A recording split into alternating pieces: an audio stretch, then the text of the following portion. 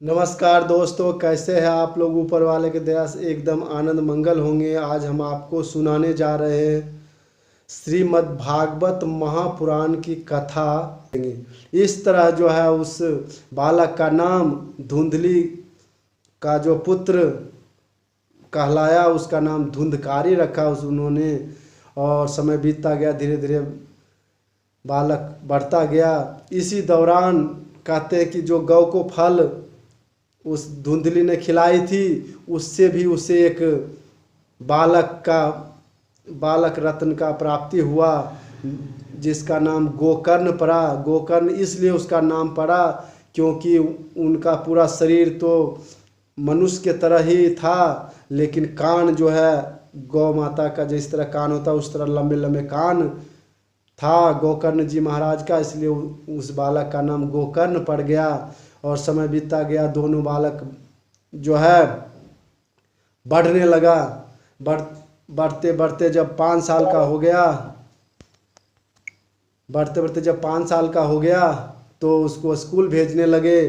तो जो गोकर्ण जी थे वह तो बहुत ही निष्ठावान और जो है पढ़ाई में उन्हें बहुत जो है दिल लगता था, लेकिन जो धुंधकारी था, धुंधली का पुत्र जो धुंधकारी था, वह पढ़ाई में बिल्कुल नहीं मन लगाता और जो है कभी किसी के बच्चे को उठा के कुएं में डाल देता। मतलब उसका काम जो है बहुत ही विकट था।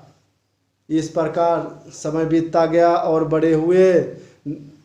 गोकर्ण जी चले वेदाध्ययन करने के लिए काशी चले गए। और धुंधकारी बहुत ही क्रूर प्रवृत्ति का हो गया। वह घर में आता, लड़ाई करता और अपने माता से पिता से कहता मुझे धन दो, नहीं तो तुम्हें मार डालूंगा। इस तरह जो है डरा धमका के और धन लेके उसको बुरे व्यसनों में वो खर्चता रहता। और इस तरह उससे जो है कुसंगति में पड़ के अपना धन जो है धीरे धीरे वो ख़त्म करने लगा। एक बार गोकर्ण जी आए काशी से विद्या अध्ययन करके। पिताजी ने रोने लगे, बोले कि यह मेरा जो पुत्र है धुंधकारी, यह मुझे तो इतना परेशान करता, इतना मुझे दंड देता है। बोलो इससे अच्छा तो हमारा कोई पुत्र नहीं था, वही ठीक था। नहीं होता यह मैं बगैर पुत्र का रहता, वही ठीक था। इस तरह जो विलाप करने लगे। फिर गोकर्ण जी महाराज ने उन्हें जो है भक्ति ज्ञान का उपदेश किए। और फिर जो है वो आत्मदेव जंगल में जाके, वन में जाके वो जो है अपना भगवान का ध्यान पूजन भजन करने लगे, तपस्या करने लगे। और उन्होंने अपना जो है घर का मोह त्याग दिया। और फिर गोकर्ण जी चले गए काशी विद्या अध्ययन करने के लिए।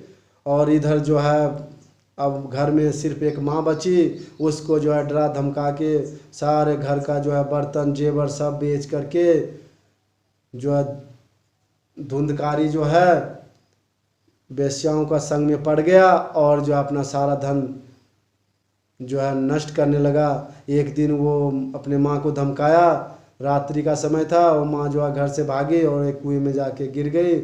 और इस तरह उनकी माँ की मृत्यु हो गया। उसे कोई परवाह नहीं, वो सारा धन लेके जो है वेश्याओं के साथ जो है मौज मस्ती करने लगा। इस तरह घर का सारा धन उन्होंने नष्ट कर दिया। अब उसके पास कुछ भी नहीं बचा। तो फिर वह धुंधकारी चोरी करने लगा।